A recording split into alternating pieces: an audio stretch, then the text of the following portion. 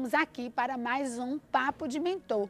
E hoje recebendo a professora Rita Galego, professora da Faculdade de Educação da USP, que foi minha mentora durante o percurso no doutorado em Educação e Contemporaneidade que realizei na UNEB, com um doutorado de sanduíche aqui na USP. É uma alegria para mim receber a professora Rita nesse momento tão especial para refletir os percursos de formação dos profissionais da educação e pensar como esses percursos nos formam e transformam a nossa identidade ao longo da vida.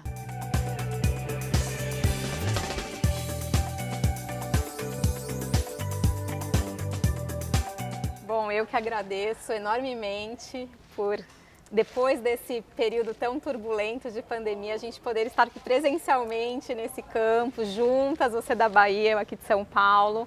Gostaria de agradecer esse convite tão especial, do mesmo modo que você tem essa estima recíproca, então realmente é um projeto, é uma iniciativa assim, louvável e que bom que a gente está aqui para conversar sobre questões tão importantes da educação. Então, para esse bate-papo de hoje, nós vamos dialogar em torno dos percursos, né, de formação profissional que nos tornaram e nos tornam professores todos os dias. Eu digo sempre que ser professor é um privilégio porque a gente tem a oportunidade de se formar enquanto está atuando. Então, assim, o processo de formação de professor não tem fim, né, porque a gente vai se formando à medida que a gente vai contribuindo com a formação de outras pessoas. Então, como nós também refletimos a pesquisa autobiográfica como uma abordagem para esse processo, como é que você pensa essa questão da construção dos percursos? Como é que esse sujeito, ao longo desse percurso, vai se tornando professor, Rita? Bom, Ana, é uma questão...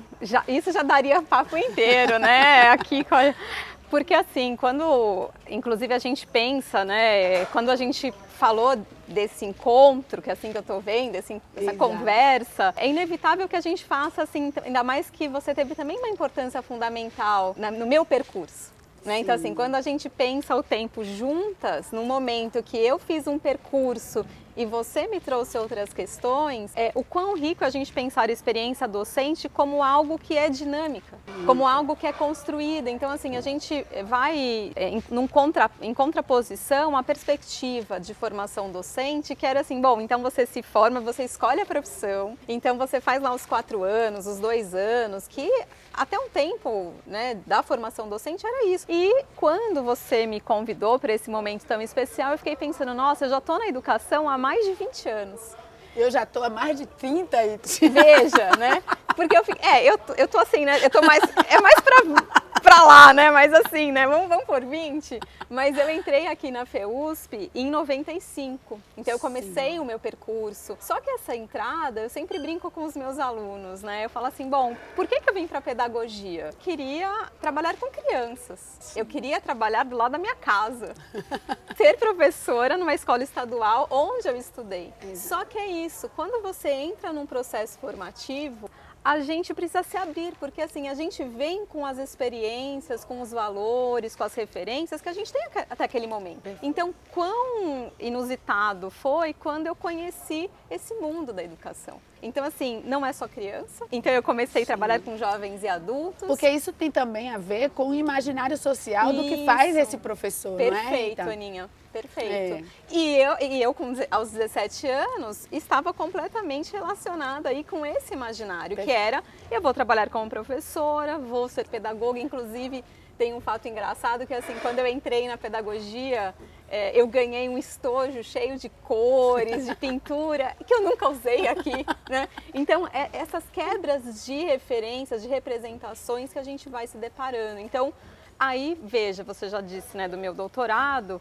e eu fui fazendo esse percurso na pesquisa, mas também como professora de EJA, né, com alguém atenta às questões da escola pública. Então, assim, veja como que as questões vão se encontrando. É um emaranhado, né? A gente escreveu um artigo, você lembra que a gente fala assim, dos tempos entrecruzados, né? Então, assim, como esses fios estão entrecruzados entre a formação e a atuação do profissional. Perfeito. Então, também tem uma ideia de que se eu vou para a pesquisa, eu saio desse mundo, né, do real. E eu nunca saí do mundo real. Na verdade, eu fui provocada pelo tempo real da escola, né? Eu voltei na história para ver um tempo real. E depois com você, a gente viu uma outra perspectiva temporal que em escolas essa experiência de para uma referência totalmente diferente da minha, que é da Urbana, capital de São Paulo, isso. urbana. Então, como que esse processo do professor na formação docente, né, dessa experiência, desse teor autobiográfico, é importante a gente estar sempre pensando sobre a gente se forma, mas a gente precisa de uma autorreflexão. Quando a gente adentra uma sala de aula, por exemplo, de um professor da educação básica, e a gente identifica lá muitas táticas que são inventadas todos os dias por esse professor, que nem sempre são reconhecidas como teorias pedagógicas, por exemplo, porque são soluções pedagógicas que são inventadas, mas que nem sempre esse professor tem a consciência de que aquele conhecimento que ele inventou pode sim se transformar em teoria, porque ele também é um pesquisador, mas ele é um pesquisador da sua própria prática. Como é que você analisa isso? Como é que, né, a gente se depara com essas práticas? E ao longo da minha carreira como pesquisadora, eu pude interagir com muitos professores que me ensinaram muito. E às vezes a gente tem a ideia de que aquele que está no nível mais elevado, no caso o pesquisador, ele está fazendo mestrado, está fazendo doutorado, ele chega ali, parece saber mais. E na verdade quem mais está aprendendo é ele ali naquela relação. Como é isso? Ana, esse é um aspecto assim histórico da nossa carreira, da nossa profissão. Porque, inclusive, eu sempre brinco, a gente sempre remete aos alunos, porque é uma experiência muito potente a sala de aula, né? Então, assim, a gente também constrói muito do que você está falando. Então, assim, Sim. quantas coisas criamos no âmbito da sala de aula. Então, Sim. assim, a gente vem com texto de referência, mas a gente tem uma turma real. Exato. A gente tem o autor que a gente tem lá, então a gente trabalha com autores nossos que são caros para a nossa formação e também para os estudantes, as estudantes. Entretanto, a gente cria dinâmicas, a gente cria maneiras de ser, de estar e muito relacionado também a essas experiências que a gente vai acumulando. Perfeito. Então, quem era a Rita, professora, quando eu comecei aqui em 1996, 7 na EJA, minhas primeiras aulas.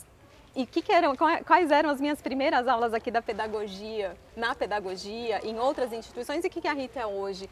São esses acúmulos, essas vivências, esses saberes que vão se acumulando e vão sendo ressignificados nesse fazer. Perfeito. Né?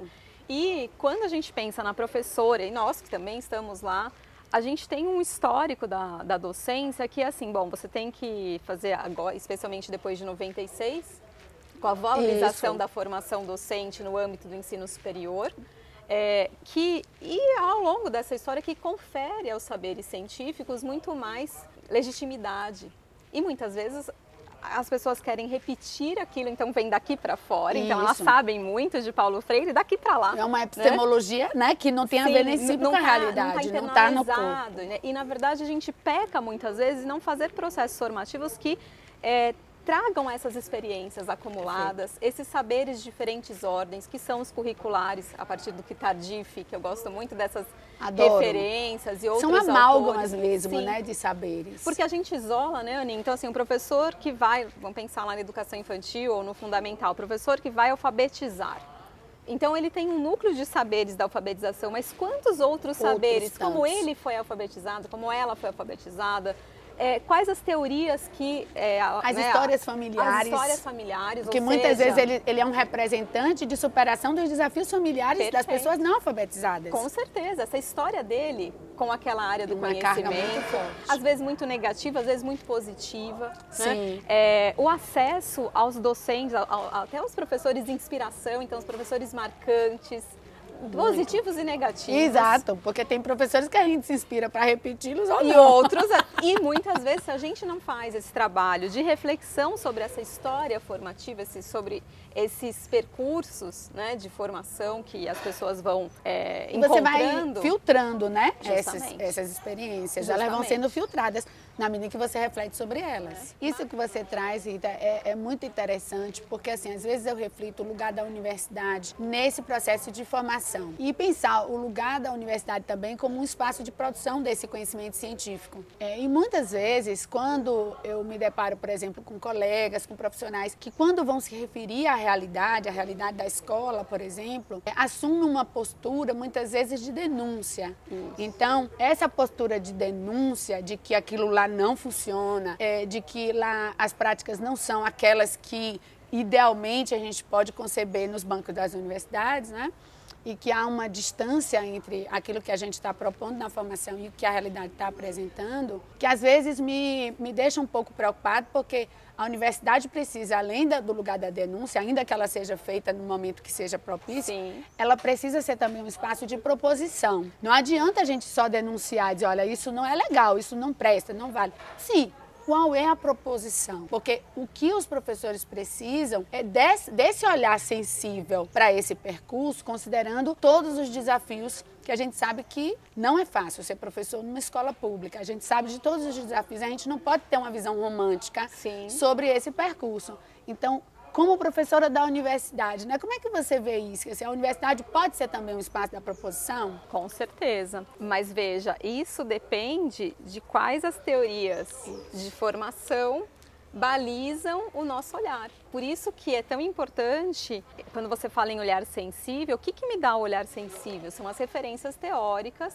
Então muita gente fala de Paulo Freire, né, evoca autores e não percebe essa sensibilidade. Então se fala do diálogo, mas não dialoga com o professor. Exato. Então está defendendo algo, mas ele só fala para os professores em formação. É discurso. É um discurso. Então ele está ali até apresentando a teoria, né? Então na universidade a gente tem muito isso de compartilhar as teorias que, claro, são relevantes, mas a minha crítica principal aos processos formativos em educação continuada, de modo particular, é que não há um momento de considerar que aquele grupo de professores tem momentos formativos distintos. Então você pega uma equipe, vamos pegar uma escola, você pega uma equipe de uma escola, você tem professores iniciantes muitas vezes, professores meios de carreira, eu estou colocando assim, só grosso modo, né? E professores fim de carreira. Exato. E ninguém quase olha para essa singularidade desses saberes que entre os iniciantes já é bastante diverso, né? Já Imagine Imagine mistura. os tempos formativos. Então, assim, os processos formativos, então quando você fala assim, a universidade ela pode, né, fazer proposições, no meu ponto de vista, desde que você considere, mas espera aí, vamos aflorar essas experiências, de onde se parte? Se eu estou falando de alfabetização, quais as concepções que estão em voga? Como que essa pessoa alfabetiza? Então vamos fazer memoriais, vamos fazer oficinas, vamos fazer um trabalho de, olha, eu preciso explorar o que já tem. Então autoconhecimento é muito importante. E não, na verdade, as pessoas muitas vezes querem fazer sobreposição. E apagar o sujeito. Isso, aí apaga o sujeito. É um processo, as formações, muitas vezes elas estão num processo de apagar essa identidade que é constituída ao longo dessa história. É como se alguém chegasse para mim e falasse assim, olha Rita, tá vendo o que você fez até agora? Não importa mais nada. Agora você tem que fazer isso. Como assim?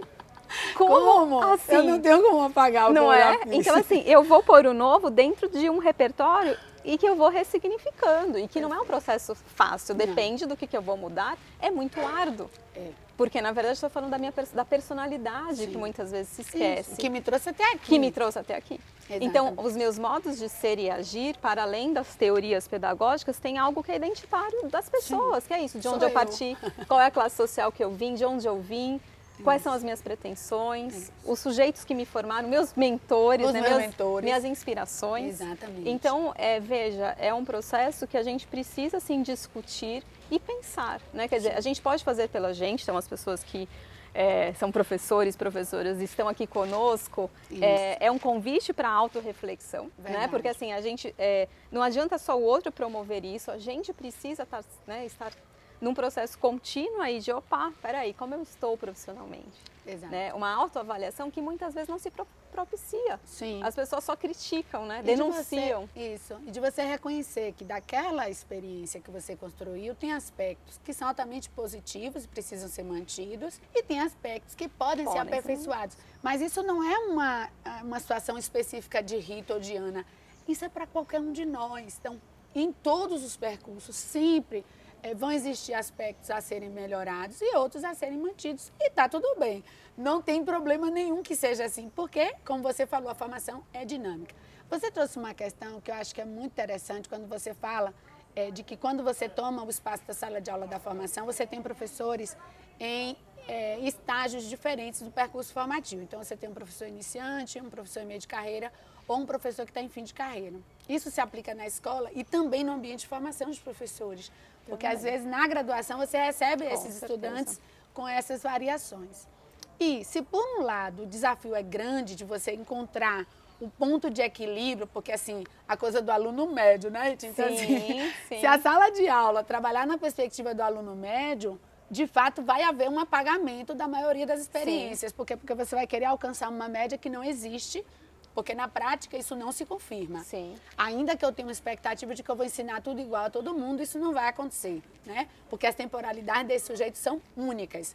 E eu preciso reconhecer. Agora, se eu parto desse pressuposto que você diz, de escutar de maneira sensível essas experiências, essas diferenças, na sua opinião, elas não podem agregar ainda mais valor aos percursos de formação, porque uns poderão mentorar os outros nesse percurso e aí os mais experientes podem ajudar os que estão começando e vice-versa? Nossa, sem dúvida, sem dúvida, porque assim, a gente vem, Aninha, e aí você estudou muito isso, a gente discutiu muito isso, de que a gente tem o princípio da homogeneização muito balizando as representações das dinâmicas de ensino-aprendizagem na escola. Então, assim, isso da educação básica e também na universidade, né? Então, muitas vezes a gente entra na sala de aula e a gente olha, eu tenho, né, sou professora de tal área, eu tenho que fazer isso. E é o que eu estou te dizendo, a gente muda. Então, assim, nos últimos anos eu venho muito, às vezes assim, olha, não está dando mais para fazer dessa forma. Essas pessoas são muito diferentes. Isso. Essas pessoas,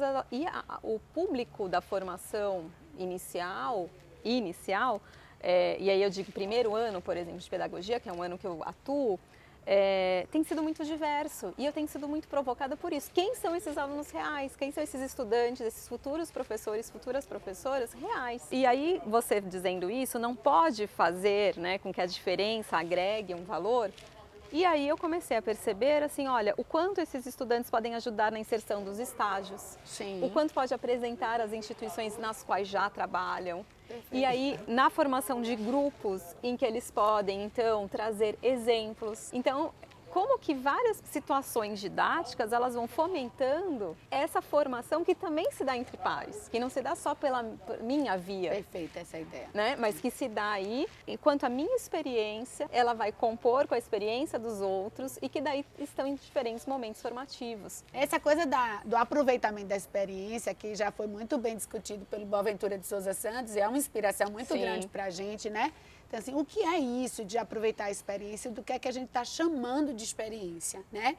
O Jorge La Roça traz uma boa definição. Gente, eu ia falar... Nossa, que medo agora. Eu ia falar La Roça, gente. Jorge La Roça diz, né, que experiência é aquilo que nos afeta, aquilo que nos toca, né? Isso. Aquilo que nos Nossa, acontece. até arrepiei agora. É lindo isso. Vale a então, pena. assim, o Jorge La Roça, de uma forma muito... Eu digo que é um texto científico e poético, porque ele consegue... Né, escrever em forma de poesia, tudo aquilo que ele está dizendo, né? Demais. Nos toca profundamente. Então, assim, se a gente pensa que a experiência não é aquilo que acontece do lado de fora, mas é aquilo que nos afeta e nos implica, então faz muito mais sentido pensar um percurso formativo onde essas experiências são, de fato, colocadas na mesa e se transformam em objetos de reflexão desse sujeito. Se isso não acontece, a experiência ela não se dá de forma efetiva, né? Tem um outro texto que eu acho que é muito interessante quando o Walter Benjamin, né, fala sobre o narrador. E ele diz assim, o narrador não está mais entre nós. E isso é muito preocupante, porque Benjamin estava falando disso na década de 30, né, que o narrador já não está. Por quê? Porque o narrador é aquele que vive a experiência.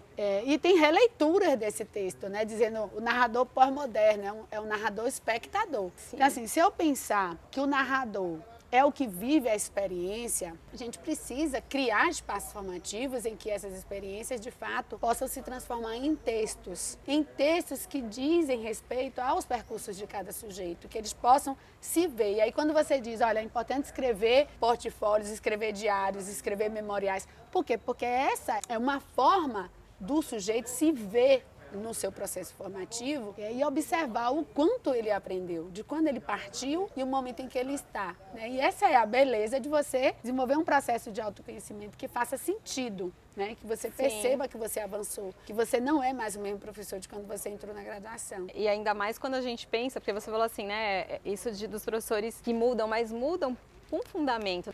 De novo lá eu vou pro Tardif, quando ele fala da transitoriedade dos saberes, mas é transitório porque as leis mudam, porque as teorias mudam. Exato. O que eram as teorias até do tempo, pensando em organização temporal, na década lá de 20, né, 1920, 1930, e o que é a dinâmica não só escolar, mas também social hoje, Isso, cultural. Perfeito. Né? Os tempos que a gente tem, né, institucionais para além da instituição escolar. Então as pessoas estão sempre sendo provocadas, né? Hoje a gente tem a tecnologia e não são questões criadas pela escola, no interior da escola, mas a escola também cria muitas dinâmicas. A escola criou padrões aí, né? E isso que você está dizendo, e eu refleti bastante, porque com a pandemia, a sensação que eu tinha é que os nossos objetos de estudo doutorado, o tempo escolar ganhou, né, uma relevância muito substantiva, porque no momento em que a escola suspende as suas atividades presenciais, né? E aí logo que começa a pandemia, a gente suspende as atividades presenciais e as crianças e os adolescentes vão ficar em casa com o apoio das famílias e as escolas vão prestar aí esse apoio de forma remota. E aí, a grande questão que precisou de legislação, porque assim, a sociedade impõe mudanças nas teorias, a sociedade impõe mudanças na legislação, porque não estava no script do conselho que ele teria que legislar sobre isso, mas as condições da pandemia, né, a crise sanitária faz com que, olha, vamos ter que se posicionar sobre esse aspecto. E aí me chamava a atenção o fato de que agora, num calendário contínuo como foi 2020, 2021, o tempo de casa passou a ser tão importante quanto o tempo da escola e passou a ser considerado. E aí eu ficava pensando, mas antes da pandemia, esse tempo não era considerado, porque o tempo que era contado eram as 4 horas que o menino ficava lá na escola. Mas o que acontece fora da escola não conta? Como é que você viu isso? Olha, essa questão me provocou muitíssimo e foi alvo, inclusive, eu chamava até de encontros, né? Encontros que a gente tinha lá online, né? Porque os encontros remotos, porque assim, a gente teve que mudar também essa nossa dinâmica de interação, de como ser professoras, né? Exato. Como que isso afetou uma série de coisas. E aí, essa autorreflexão me gerava também material para fazer com que os alunos pensassem nos seus, quem já era professor, professora, com seus alunos, e também nesse contexto maior que a gente estava vivendo. Por quê? Porque a escola, ela entrou na casa das pessoas. Exatamente. Né? A gente, como professora, né? A gente teve uma coisa que a escola lutou, que era assim, olha, esse tempo, na minha tese até eu digo, né? Eu digo, olha, como que a escola, ela luta para ter o tempo infantil, para ela é uma fecha disputa. A escola, é uma disputa, né? Inclusive o título, né, é Disputas pelos Tempos Infantis. E aí a gente tem lá, né, 4 horas, 5 horas, a criança, olha, pais, família, a criança é da escola. É da escola. E aí, de repente, a gente vê algo inusitado pedagogicamente, que é a professora, o professor, né, com uma criança ali que a gente não sabia quem estava nesse ambiente. Então, assim, espaço e tempo. Né? Passou a ser o tempo todo, né? Pensa, né? Então assim, o quanto então quando você pergunta, né, como que essa relação, né, como que isso se dava antes? Então o tempo escolar foi tensionado de novo, né? Como é que você eu não sei se seria tensionado, mas ele teve que ser reorganizado a partir do ensino doméstico, das dinâmicas, dos tempos domésticos, né? Sim. Ou de outras situações que não o espaço escolar. Então, assim, isso impôs aí para as famílias algo que a escola por muito tempo quis colocar na redoma. Então assim, olha, eu cuido dessas 4 horas do seu filho, né? Depois eu mando essas lições, eu mando umas tarefas, eu mando umas leituras. Mas eu decido até o tempo daí. Né? Sim. Até o que ele vai fazer aí eu decido. Sim, eu decido algumas atividades. Isso. E aí os pais têm que sempre, né, responsáveis, né, eles têm que gerir aí essa dinâmica extraescolar. Só que com a pandemia, na verdade, assim, tudo foi gerido pelos pais, ou responsáveis, pessoas que estavam ali tendo que lidar com as dinâmicas, os tempos que a escola foi criando, uma vez por semana ou 2 vezes por semana. Isso foi mudando. Foi mudando. Então o impacto, Aninha, social e cultural para pessoas, né, para as pessoas que tiveram essa dinâmica. E eu fico, né, acho que a gente tem condições de avaliar o que aconteceu com a gente. Sim. Né, que eu tô ali, então você tá ali com o seu espaço, então assim, é uma entrada na casa dos professores também. Dos professores. Então assim, de dinâmicas, então é a campainha, é o interfone, as interrupções temporais que nos afetavam. Que não aconteceria se você estivesse no ambiente institucional. Com certeza, né? Não, eu tive situações de professoras no Brasil, várias amigas que E aí disse assim, não, eu dava aula para a família. Sim, Né? Então sim. eu dava aula, os meninos estavam ali, a família toda assistindo. Você tem 40 ali, 50, 60 logados e você tem 60 espaços distintos, com Diferentes. temporalidades. Ao mesmo tempo, simultâneos. Simultâneo, Olha a ideia da justamente. simultaneidade, né? Então você tem tempos diversos ali naquele espaço e aquela pessoa tentando conectar com aquele tempo que a gente estava criando. Complexo, É muito né? complexo. Mas assim, tem uma questão que eu gostaria que a gente refletisse um pouquinho agora. Queria pensar em que medida você se vê como professora da graduação e da pós-graduação também. Como mentora, porque eu lhe reconheço como minha mentora dentro do meu percurso de doutoramento, mas como que você vê essas relações entre ser mentor e ser mentorado na relação com os seus alunos, professores? Qual a importância que você atribui a esse papel, não é? Que na minha opinião transcende o ensinar? Olha, essa questão ela é profunda e de extrema responsabilidade. É verdade. Porque assim, isso eu penso que remonta ao nosso papel social. Sim. Qual que é? Quando a gente é professor, não importa qual área, qual etapa da educação, se é a básica, se é ensino superior, a gente tem que se perguntar o que eu estou fazendo aqui mesmo. Eu venho aqui por conta de um protocolo, eu tenho tanto tempo de aula, eu sou uma repetidora de teorias, ou esse espaço de tempo que eu tenho com esses estudantes, que é pouco durante o percurso deles, né? É pouco tempo. Mas eu posso te dizer, Aninha, que assim, quando você falou e você diz para mim, eu te reconheço como mentora, você foi importante, eu penso que cai num aspecto. Então, assim, a gente faz nosso trabalho, eu tento fazer meu trabalho o melhor que eu posso naquele momento. O que vem é consequência, não é fim do meu trabalho. Então, assim, eu não estou ali pensando, eu faço o meu melhor e tento me reinventar a cada experiência formativa. Então, assim, eu olho para aqueles estudantes, e isso aconteceu na pandemia, de criar dinâmicas, e eu falo, olha, eu estou aqui por vocês.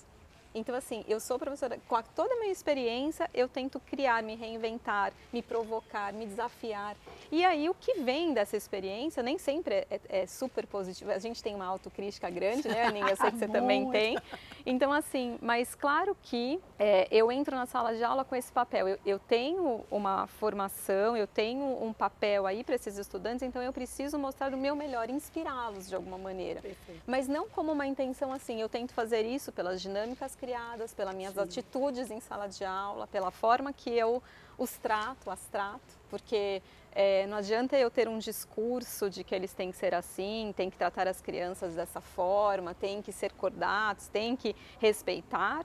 E aí, se eu for desrespeitosa, porque é o que você falou, é para além das teorias pedagógicas. Então, assim, essa questão de começar um semestre conhecendo a turma, sempre é muito bem visto pelos estudantes. Eles terminam muitas vezes dizendo, Rita, eu percebi que o que você vai fazendo com a gente tem muita coerência com as teorias que você discute, com o que você provoca. Sentido, colar, não é? Justamente. Então, assim, eu tento trazer situações didáticas que eles busquem as próprias inspirações. Então, assim, que eles vão encontrando, não aquela mesmice pedagógica, aquela coisa de que, tá tudo negativo, vamos só fazer denúncia. Então, eu procuro provocar nesses estudantes informação e também provoco a todos, a todas, né, Aninha? Por que não? Né? Exatamente, a todos que nos assistem. Que a gente se inspire, porque eu também tive muitas inspirações de professores, profissionais sérias e que foram compondo uma responsabilização. E aí tem um texto do Noblet, né, que eu gosto muito, do Jorge Noblet, que é o poder e o desvelo na sala de aula. E essa ideia de desvelo, eu acho que tem muito a ver com a ideia de mentor, mentora. Sim. Né, que assim, desvelo, né, nesse contexto que ele trata, tem essa ideia de que assim, porque a gente fala de afeto, de cuidado, mas eu vou por outro caminho aí com esse texto. Na verdade, um professor que tem desvelo é aquele que é afetado pelas necessidades do outro naquela situação pedagógica. E aí seja essa socioeconômica, seja de aprendizagem, seja de uma situação específica, seja de escrita, seja de uma compreensão, mas que não expõe, que respeita, que faz tudo para que essa situação de aprendizagem aí seja a melhor possível, ainda que não ideal. Eu gosto dessa expressão do desvelo, porque dá a ideia de tentar colocar na superfície, quer dizer, dar uma visibilidade àquilo que está escondido, que muitas vezes, se não houver a sensibilidade de quem está fazendo a mediação, isso pode não aparecer em nenhum momento, né? Mas, ao mesmo tempo que você quer dar visibilidade, você precisa tomar cuidado de como é que isso se torna visível. Sim.